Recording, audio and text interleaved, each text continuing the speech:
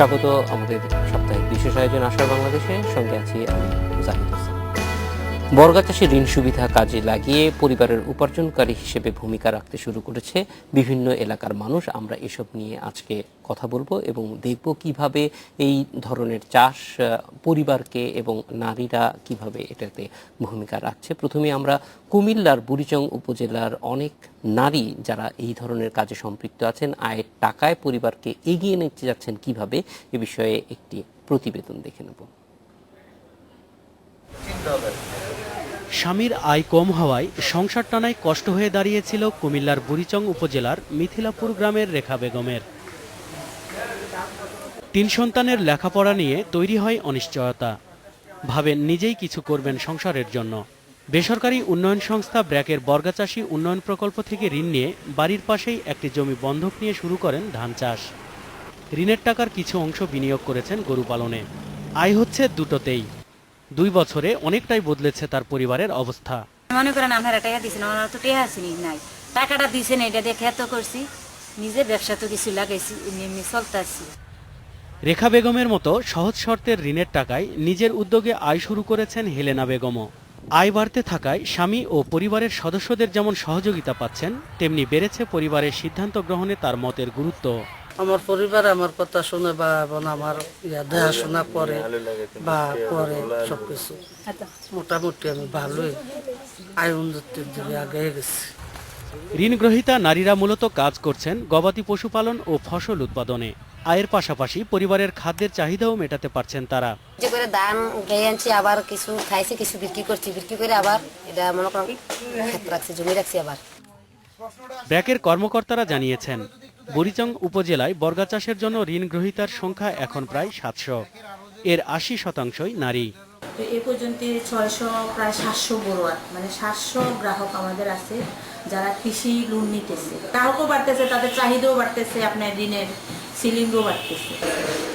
সংস্থাটির কর্মকর্তারা জানিয়েছেন, প্রাথমিক পর্যায়ে নেওয়া ঋণ পরিশোধ করার পর আয় বাড়াতে আরও বড় অঙ্কের ঋণের জন্য আবেদন করেছেন অনেক নারী। নজরুল ইসলাম তমাল, ইন্ডিপেন্ডেন্ট নিউজ। এ বিষয়ে আলোচনার জন্য স্টুডিওতে আছেন ব্র্যাকের কৃষি অর্থনীতি গবেষণা ইউনিটের সিনিয়র ফেলো ও সমন্বয়কারী মোহাম্মদ আব্দুল মালেক ও আন্তর্জাতিক খাদ্য গবেষণা নীতি প্রতিষ্ঠান ইফপ্রির বাংলাদেশ প্রতিনিধি আক্তার আহমেদ।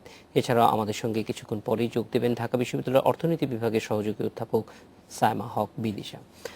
আপনাদের দুজনকে স্বাগত। আমরা প্রথমেই ডক্টর মালেক আপনার কাছ থেকে জানতে চাইব যে এই যে বর্গা চাষ না করার জন্য নারীরা ঋণ নিচ্ছেন, এগুলির নিশ্চয়ই শুধুমাত্র চাষ করাটাই একমাত্র লক্ষ্য ছিল না আপনাদের।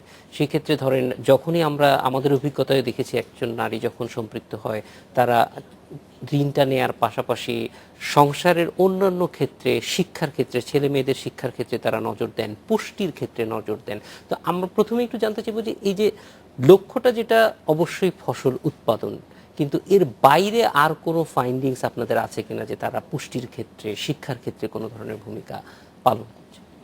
ওকে, ধন্যবাদ জাহিদ হোসেন। হ্যাঁ, মানে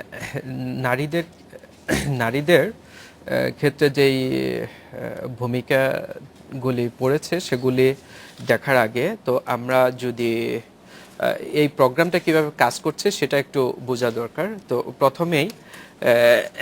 প্রথমেই যদি আমরা দেখি যে এই প্রোগ্রামটি 2009 সালে যখন শুরু হয়, তখন প্রথমত এটাকে মেইলদেরকে টার্গেট করে করা হয়েছিল আর কি, যেহেতু কৃষিকাজ মূলত মেইলরা করে থাকে আর কি। কিন্তু পরবর্তীতে দেখা গেল যে এটা ধারণা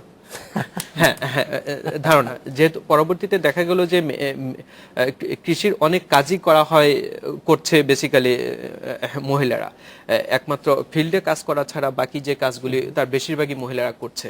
এছাড়া দেখা যাচ্ছে যে এই ব্র্যাকের যেই প্রোগ্রাম যেটা আছে সেটা ভিলেজ অর্গানাইজেশন বেসড হয়ে পরিচালনা করে, এবং সেখানে দেখা যায় যে এই মেইলরা খুব বেশি পার্টিসিপেট করতে চায় না, ইররেগুলার তারা, তখন তারা ফিমেলদেরকে কৃষকদেরকে টার্গেট করা শুরু করলো এবং প্রথমত যেমন শুধু ক্রপ বেসড লোন দেওয়া হতো, পরবর্তীতে সেখানে লাইভ স্টক, ফিশারিজ, পোলট্রি এই বিষয়গুলোকে ইনকর্পোরেটেড করতে থাকলো এবং লিজিং, মেশিনারিজ এই ধরনের লোন দেওয়া শুরু করলো। এই প্রসেসটা কেন করা হলো যে কৃষকরা কিন্তু শুধু ক্রপ থেকে, আপনি যেমনটা বলেছেন, শুধু ক্রপ থেকে তারা লাইভলিহুড চালায় না, তারা আশেপাশে অনেক কিছু করে দেন নন ক্রপ বেসড এগ্রিকালচার এবং নন এগ্রিকালচারাল সব কিছুই করে থাকে আর কি।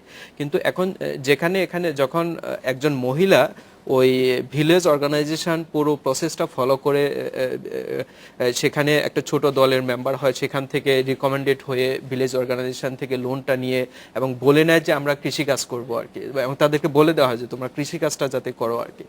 তো তখন তার ভিতর এক ধরনের দায়বদ্ধতা তৈরি হয়ে যায়। সে বাড়িতে এসে যখন এই লোন নিয়ে কি করবে তখন সেও তার যে মেইল মেম্বার আছে তাদেরকে কনভিন্স করে এবং সেও প্রাণান্তকর চেষ্টা করে যাতে কৃষি এবং সবকিছু মিলে যাতে লাইভলিহুডটা চালানো যায় এবং তার ঋণের কিস্তিটা যাতে পরিশোধ করা যায়। এবং এসব কিছু যদি দেখেন যে তাহলে সেক্ষেত্রে নারীদের যেই এবং নারীদের যেই ইকোনমিক অ্যাক্টিভিটি সেগুলোর সাথে রিলেট করে কিন্তু খাদ্য ও পুষ্টি নিরাপত্তায় সবতে একটা প্রভাব পড়ে, সেটা আমরা অনুমান করতে পারি। এবং আমরা যেটা আমাদের 2 বছর প্রোগ্রামটা 2009 সালে শুরু হলেও আমাদের গবেষণা চালিয়েছি 2012 সালে যেই সমস্ত এরিয়াতে এক্সপানশন করা হয়েছে সেখানকার কিছু ব্রাঞ্চকে নিয়ে আর কি। এবং আমরা খাদ্য পুষ্টি নিরাপত্তার ক্ষেত্রে যে প্রভাবগুলি পেয়েছি সেগুলি খুবই এনকারেজিং এবং অন্যান্য গবেষণার যে ফলাফল তার সাথে অত্যন্ত প্রাসঙ্গিক আর কি। তো আমরা একটা জিনিস যেটা দেখেছি যে খাদ্য পুষ্টি নিরাপত্তার আমরা গবেষক যারা আছি তাদের 2 ধরনের ইন্ডিকেটরস আমরা ইউজ করি। একটা হচ্ছে যে অবজেক্টিভস মেজার, এবং যেটা হচ্ছে যে পিপলস পারসেপশন বা কৃষকদের যে ধারণা খাদ্য নিরাপত্তা বা পুষ্টি নিরাপত্তা সম্পর্কে সেটাকে তুলে নিয়ে আসে। এবং এটা আমরা অ্যানথ্রোপোলজিক্যাল যেই পারসেপশন সেটা দিয়েও বিচার করে দেখেছি। আমরা এখানে আমাদের নিউট্রিশন এক্সপার্ট ছিল, মাল্টিডিসিপ্লিনারি রিসার্চ গ্রুপ ছিল, তো সবাইকে নিয়ে আমরা কাজটা করেছি এবং সেক্ষেত্রে দেখেছি যে কৃষকরা এখনো 3 বেলা ঠিকমতো খেতে পায় কিনা এই বিষয়টাকেই তারা খাদ্য ও পুষ্টি নিরাপত্তা বলে বুঝিয়ে থাকে। এবং সেক্ষেত্রে যেটা দেখেছি যে আমরা সচরাচর বাংলাদেশে যেই প্রেক্ষিত আর কি, কার্তিক ও চৈত্র মাসে খাবারের স্বল্পতাটা বেশি দেখা দেয় এবং আমাদের ট্রিটমেন্ট এবং কন্ট্রোল 2 গ্রুপে সেই ঘটনাটা আমরা পেয়েছি যে স্বল্পতা দেখা দেয়। কিন্তু 2 বছর পরে আমরা যেটা দেখেছি যে ট্রিটমেন্ট গ্রুপে তুলনামূলকভাবে খাবার স্বল্পতাটা কম দেখা দিয়েছে কন্ট্রোলের তুলনায়, এবং তাদের মিল সাইজটাও কম ছোট করেছে। মানে তাদেরও হয়তো এখনো কিছু মিল সাইজ ছোট করতে হয়েছে কিন্তু কম করতে হয়েছে কন্ট্রোলগুলোতে মূলত। এবং এটা মূলত সম্ভব হয়েছে তাদের যে ক্রপ বেসড যেই কাল্টিভেশনটা সেটা থেকে ডাইরেক্ট কোডিংটা হয়েছে এবং তার রিফ্লেকশন আপনি যদি আপনার subjective measures of food security যেগুলি দেখেন সেখানে ক্যালো ইনটেকের পরিমাণ কিন্তু কন্ট্রোল গ্রুপের তুলনায় সিগনিফিকেন্টলি বৃদ্ধি পেয়েছে আর কি। এই জায়গাটা আমরা একটু আক্তার আহমেদ সাহেবের কাছে যেতে চাই যে আপনারা খাদ্য নিরাপত্তা নিয়ে কাজ করেন, আমরা বিশেষ করে এই যে প্রকল্পটি চলছে সেই প্রকল্প এলাকায় এইটার কেমন প্রভাব দেখছেন এবং যে ফাইন্ডিংসগুলির কথা ডক্টর মালেক আমাদেরকে জানাচ্ছিলেন, বিশেষ করে নারীরা এটার মধ্যে সম্পৃক্ত হওয়ার ফলে খাদ্য নিরাপত্তার ক্ষেত্রে এবং পুষ্টি গ্রহণের ক্ষেত্রে আরো বাড়তি কোনো উপাদান লক্ষ্য করছেন কিনা নিরাপত্তার ক্ষেত্রে? আপনাদের অবজারভেশন কি? আমরা তো বাইরে থেকে দেখছেন জিনিসটা। আচ্ছা, ধন্যবাদ। আমরা এখানে international food policy research institute, এখানে আমরা বাংলাদেশে অনেকদিন ধরে কাজ করছি। তো আমরা বিভিন্ন রকম গবেষণা করি, আমাদের অনেক সার্ভে হয়, হাউস হোল্ড সার্ভে, এগুলোতে আমরা করেছি। তো আমরা যেগুলো এই স্টাডিটা এখান থেকে যেটা দেখছি যে এই বিশেষ করে মহিলাদেরকে এই ঋণটা দেওয়া হচ্ছে। হ্যাঁ, তো ওনারা এটা ঋণটা নেওয়ার পরে ওটা খাওয়ার পেছনে খরচ না করে ওনারা করছেন ইনভেস্ট করছেন ঋণটা। এটা একটা খুব ভালো জিনিস, কারণ ইনভেস্ট করলে এবং ওনারা করছেন টেকনোলজি অ্যাডাপশন, যেরকম হাইল্ডিং ভ্যারাইটি অ্যাডাপশন, এগুলোতে দেখা যাচ্ছে যে বেড়ে গেছে এটা। তো এইটার একটা ইম্প্যাক্ট, একটা লং টার্ম ইম্প্যাক্ট আশা করি ফেলবে যে পুষ্টিহীনতা দূর করার জন্যে। আমরা যেহেতু ওনারা ইনভেস্ট করছেন এবং সাথে সাথে ওটা ওনারা ওইটাকে মানে কনজিউম করছেন না, সেজন্যে এই অল্প সময়ের ভিতরে আমরা ঠিক ওই এফেক্টটা আমরা অতটা দেখতে পাচ্ছি না এখনো, যে ওই পুষ্টিহীনতার যেটা মেজারমেন্ট যেগুলো আছে, যেরকম ক্যালোরি প্রোটিন কনজাম্পশনটা বাড়ে বা বাচ্চাদের যে স্টান্টিং যেটা বলে সেটাকে কমে, এই সময়ের ভিতরে আমরা ওইটা এই স্টাডি থেকে পাইনি।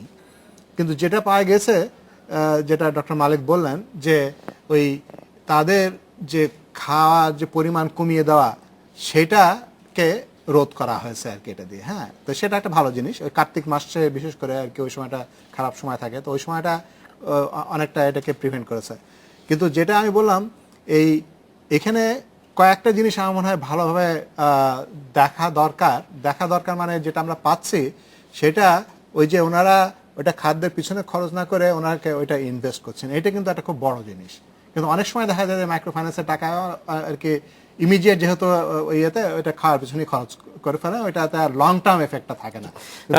জি আক্তার আহমেদ, আমরা এই যে লং টার্ম এফেক্টটা কি আসতে পারে সেই ব্যাপারে একটু বিস্তারিত আপনার কাছ থেকে জানতে চাইবো একটা বিরতির পরে, এবং বিরতির পরে আমাদের সঙ্গে ঢাকা বিশ্ববিদ্যালয়ের সহযোগী অধ্যাপক ডক্টর সায়মা হক বিদিশাও যোগ দেবেন আশা করি। ঠিক আছে। আশা বাংলাদেশে যাচ্ছে একটি বিরতি।